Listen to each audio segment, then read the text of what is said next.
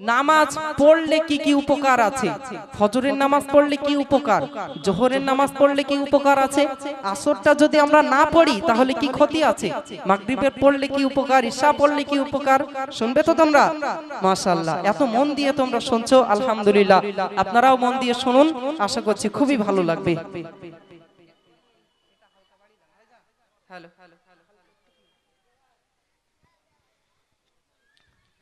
নামাজ দিন ইসলামের খুঁটি,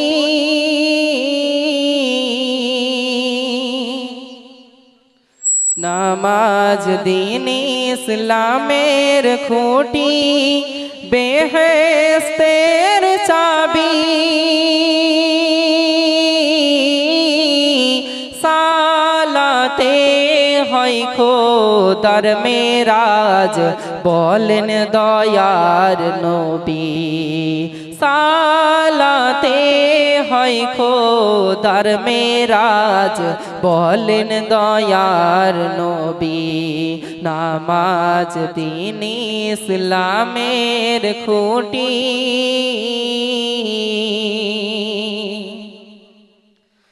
মায়া ভোরে আল্লাহ ডাকে, আই রে মোর বান্দা, তোদের চোখ দিয়েছি, কান দিয়েছি, তবু কেন আন্ধা, মায়া ভোরে আল্লাহ ডাকে, আই রে মোর বান্দা, তোদের চোখ দিয়েছি, কান দিয়েছি, তবু কেন আন্ধা, দুনিয়ার লোভে রং তামাশাই ঈমান হারাবি, নামাজ বিনে হাসর দিনে জান্নাত না পাবি, নামাজ দিন ইসলামের খুঁটি, বেহেশতের চাবি,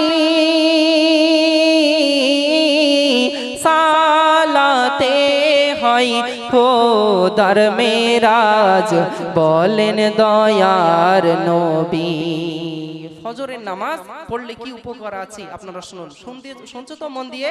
একবার তাকবীর দাও দেখি, নারে তাকবীর, মাশাআল্লাহ।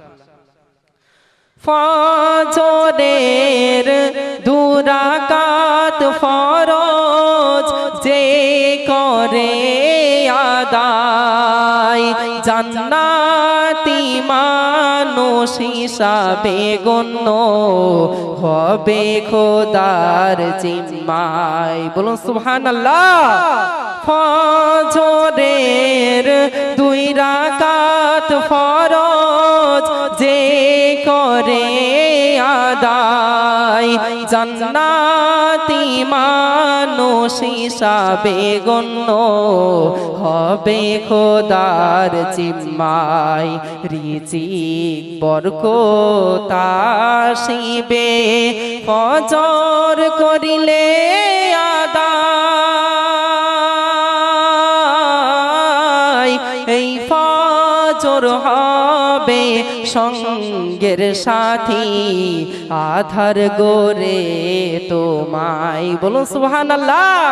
এই ফজর হবে সঙ্গের সাথী, আধার গোরে তোমায়, নামাজ দিন ইসলামের খুঁটি।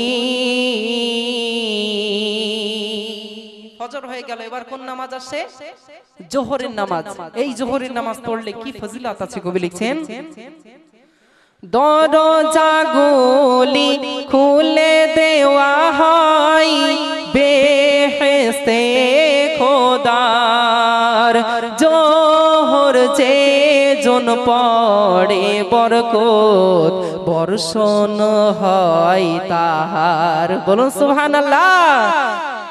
দরজাগুলি খুলে দেওয়া হয় বেহেশতে খোদার, জোহর জোহর যে জন পড়ে বরকত বর্ষণ হয় তাহার তাহার তরে জান্নাতে একটি ঘর হবে নির্মাণ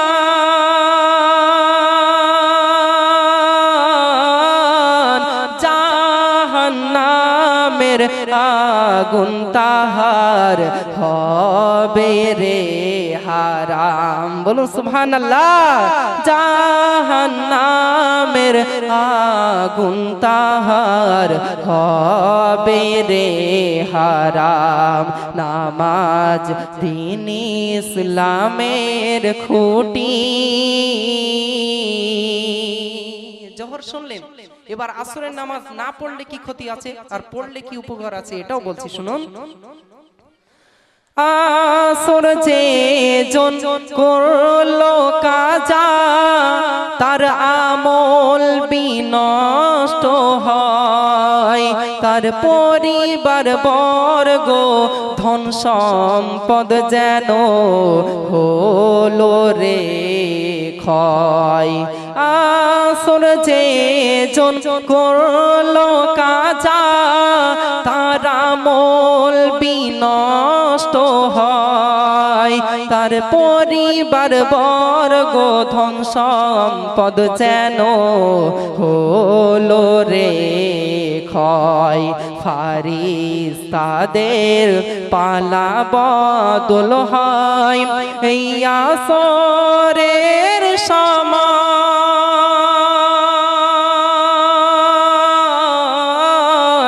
এই আসর হবে হাতের রোমাল ঘাম মোছাবে হাসর বেলায়। বলুন সুবহানাল্লাহ।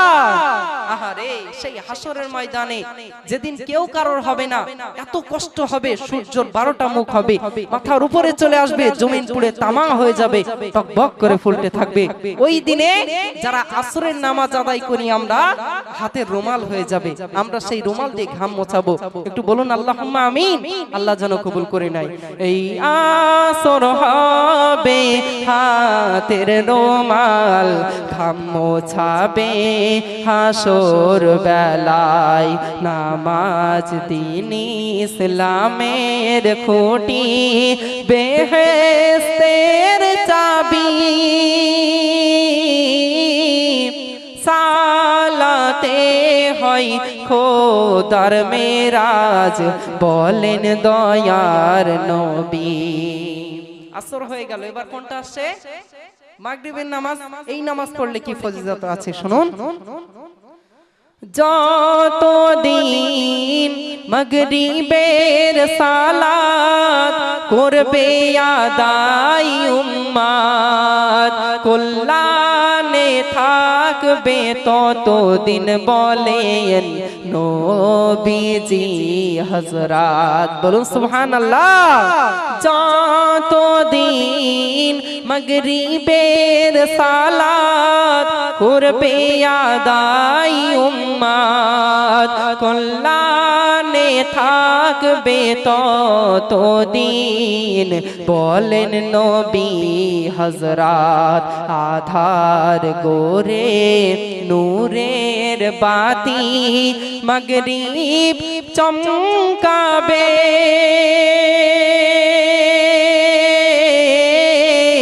জান্নাতি মেহমানদারির দায়িত্ব সে পাবে। বলুন সুবহানাল্লাহ। আহারে ওই গহীন বাঁশবাগানের কোণে আমরা ভাবি আমরা একটু গহীন বাঁশবাগানের কোণে যখন অন্ধকার ঘরে উপরে বাঁশগুলো দিয়ে মাটি দিয়ে চাপা দিয়ে রেখে চলে আসবে, সেই অন্ধকার কবরে আমরা কিভাবে থাকবো একবার ভাবি তো। আমরা একটু ভাবি, দুনিয়ায় যদি অন্ধকার হয় সাথে সাথে মোবাইল বার করে ফ্ল্যাশ লাইট জ্বালাই, কেননা বাঁশতলা দিয়ে হেঁটে হেঁটে যেতে ভয় লাগে, একা একা অন্ধকারে যেতে ভয় লাগে। ওই গাঢ় অন্ধকার, এর থেকে কত বেশি গুণ অন্ধকার হবে সেই কবরে। দুনিয়ায় তাও পাশে বাড়ি থাকে, আলো জ্বলে, হাঁক দিলে মানুষ চলে আসে। আরে সেই বাঁশবাগানের কোণে আমরা কিভাবে থাকবো? আমরা একটু ভাবি, সেখানে মাগরিবের নামাজ যদি আমরা ঠিক মতো জামাতে আদায় করে নেই, আহারে সেই কবরের ভেতরে এত নূর আল্লাহ দেবে, সেই নূরের আলোয় কবরটা আলোকিত হয়ে যাবে। বলুন সুবহানাল্লাহ। শুধু তাই নয়, জান্নাতীদেরকে মেহমানদারি করার সুযোগ হবে আমাদেরকে, আমরা যারা পড়ছি। বলুন আল্লাহুম্মা আমিন। আল্লাহ আমাদের জন্য কবুল করে নাই, আল্লাহ আমাদের জন্য কবুল করে নাই। আমি আমার যুবক ভাইদের বলবো, যারা এখনো পর্যন্ত নামাজ পড়েন না, যুবক ভাইদের ইবাদত আল্লাহর কাছে অনেক গ্রহণযোগ্য। যুবক বয়সের ইবাদত আল্লাহর কাছে অনেক গ্রহণযোগ্য। এই বয়সে আপনি ইবাদত করুন, আল্লাহ খুশি হয়ে যাবে। যারা বয়স হয়ে গেছে তারা তো আমল ইবাদত করবে, এক পা ডাঙায় এক পা কবরে, যে কোনো সময় মৃত্যু হয়ে যেতে পারে। কিন্তু যুবক বয়সের ইবাদত আল্লাহর কাছে যে এত গ্রহণযোগ্য, কোন যুবক ভাই যদি একবার মনে মনে এটাই ভেবে না, আহারে যা করার তো করেই ফেললাম, যা দিনে রং তামাশা দুনিয়ায় করলাম, অনেক কিছু, অনেক গুনাহ আমার হয়ে গেছে, আমার বাপ চলে গেছে, আমার দাদু চলে গেছে, আমার পদ দাদু চলে গেছে, সবাই চলে যাচ্ছে, আমাকেও যেতে হবে, আমি যুবক আর কতদিন বেঁচে থাকবো? এই যে জোহরের নামাজটা পেয়েছি, আসরের নামাজটা মনে হয় আমার আর পাওয়া হবে না, হয়তো এর মধ্যেই আমার ইন্তেকাল হয়ে যেতে পারে, যে কোনো সময় আমি আল্লাহর কাছে চলে যেতে পারি। আমি যে এত গুনাহ করে আছি, কিভাবে আল্লাহর কাছে মুখ দেখাবো?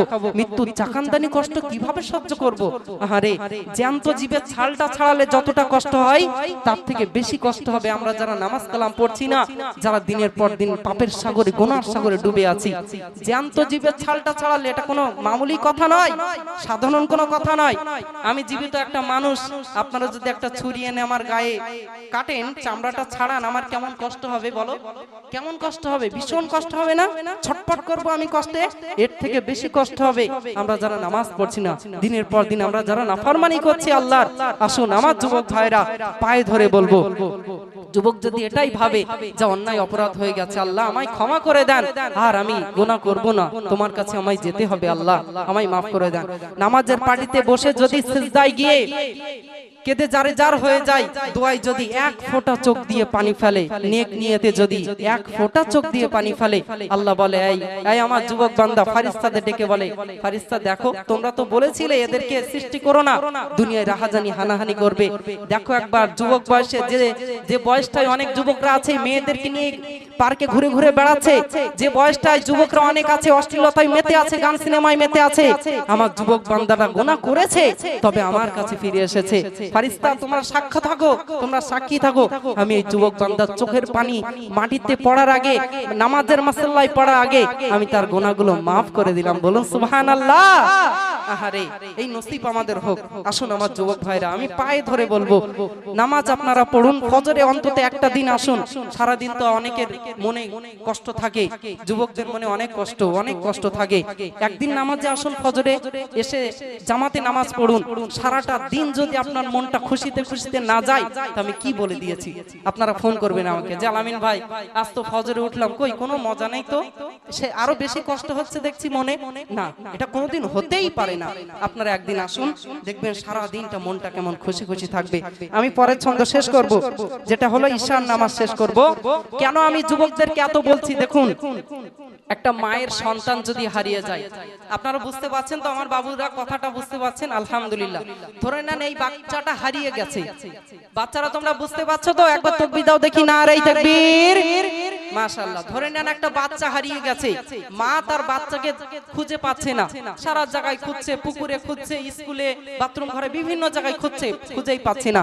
বাচ্চাটা 10 বছর খুঁজে পাওয়া যাচ্ছে না, 10 বছর বাচ্চাটাকে খুঁজে পাওয়া যাচ্ছে না। মা কত কষ্ট পাবে, মা কেঁদে জারে জার হয়ে যাবে, আমার এই কষ্ট করা সন্তান, এত কষ্ট করে যাকে লালিত পালিত করেছি, সে হারিয়ে গেল, কোথায় গেল? আল্লাহ আমার কাছে ফিরিয়ে দাও।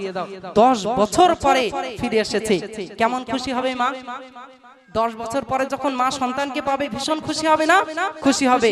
আল্লাহ বলছে, আমি এর থেকে বেশি খুশি হই, এর থেকে বেশি খুশি হই যখন কোন যুবক যুবতী, আমার বান্দাবান্দি তারা নিজের ভুল বুঝতে পেরে আমার কাছে এসে তওবা করে, আল্লাহ আমার ভুল হয়ে গেছে মালিক, আমাকে ক্ষমা করে দাও, আমাকে তো সৃষ্টি করেছো শুধু তোমার ইবাদত বান্দেগীর জন্য, কিন্তু শয়তানি অসুস্থতায় আমি বহু গুনাহ করেছি, আল্লাহ আর করব না। ঠিক সময় মতো আমার ফজরে আজান হলে আমার ঘুমটা ভাঙিয়ে দিও দিও মালিক, তাহাজ্জুদের সময় অন্তত আমার ঘুমটা ভাঙিয়ে দিও মালিক, তা না হলে আমি ক্ষতিগ্রস্ত হয়ে যাব। আহারে আল্লাহ এর থেকে খুশি হয়ে যায়। ওই জন্য যুবকদের বলবো, আসুন এই বয়সটা আপনি মানে ইবাদত করুন। বুড়ো বুড়ি বয়সে যদি একটু বসে বসে কাটিয়ে দেন তবুও মনে হয় চলে যাবে, কেননা এই বয়সের অনেক ফজিলত আছে। শেষ ছন্দ আমি বলে দিচ্ছি, আপনারা শ্রবণ করুন। জামাতে যে জন পড়িবে সারি সালাত, তার আমলে লেখা হবে অর্ধেক রাতের ইবাদত। বলুন সুবহানাল্লাহ। জামাতে যে জন পড়িবে সারি সালাত, তার আমলে লেখা হবে অর্ধেক রাতের ইবাদত। অঙ্গে মাখো সঙ্গে রাখো পাঁচ ওয়াক্ত সালাত,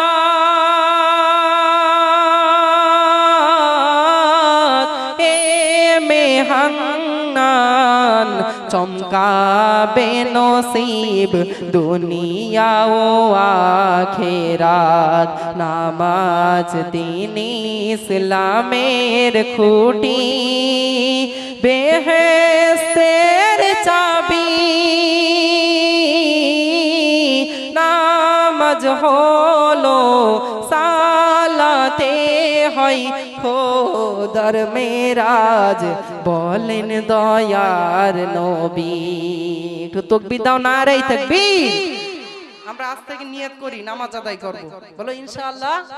ইনশাআল্লাহ নামাজের সময় হলে বাচ্চারা হোক বড়রা হোক যেই হোক, আজান দিলেই যে যেখানেই থাকি, যত কাজে ব্যস্ত থাকি সবকিছু ফেলে দেব, সবকিছু ফেলে দেব, দিয়ে অন্তত নামাজটা আদায় করে নেব। খুব বেশি সময় লাগে নাকি? বেশি সময় লাগে না? বেশি সময় লাগবে কেন? 5 ওয়াক্ত নামাজে কতবার সময় লাগে? এই সময়টা আমরা দেই। সারা দিন তো কত কাজ করি, কত কিছু করি, ঘন্টা কি ঘন্টা, ঘন্টা কি ঘন্টা। অনেকে তো আছে মোবাইলে কাটিয়ে দেয়। যে আল্লাহ আমাদেরকে সৃষ্টি শ্রেষ্ঠ করলো, আল্লাহ আমাদেরকে বাঁচিয়ে রাখলো, সুস্থ রাখলো, সেই আল্লাহকে একটু আমরা সময় দিতে পারি না?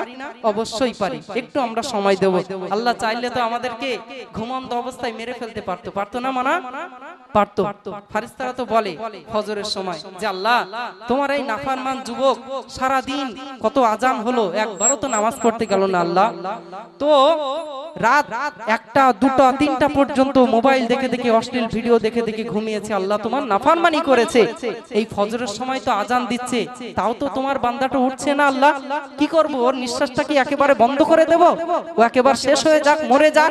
তখন আল্লাহ বলছে, এই ফারিস্তা খবরদার, না, আমার অনেক আদরের বান্দা ফারিস্তা, অনেক আদরের বান্দা, ও ফজরে উঠলো না তাই কি? ও ঠিক জোহরে আমার নামাজ পড়তে মসজিদে আসবে, জোহরে ঠিক নামাজ পড়তে মসজিদে আসবে। ওকে মেরে ফেলো না, ওর নিঃশ্বাসটা বন্ধ করে দিও না। এক কাজ করো, ওকে ঘুম থেকে উঠলেই ভালো খাবার খাবে, একটু নাস্তা করবে, একটু টিফিন করবে, সেই ব্যবস্থাটাও তুমি করে দাও। বলুন সুবহানাল্লাহ। এত ভালোবাসে আল্লাহ, এত ভালোবাসে। আর আমরা সেই আল্লাহর নাফরমানি করি। হাতে ধরে পায়ে ধরে বলছি, ভাইরা একটু বুঝুন, একটু বোঝার চেষ্টা করুন। কিভাবে বললে আপনারা বুঝবেন, একটু বুঝুন।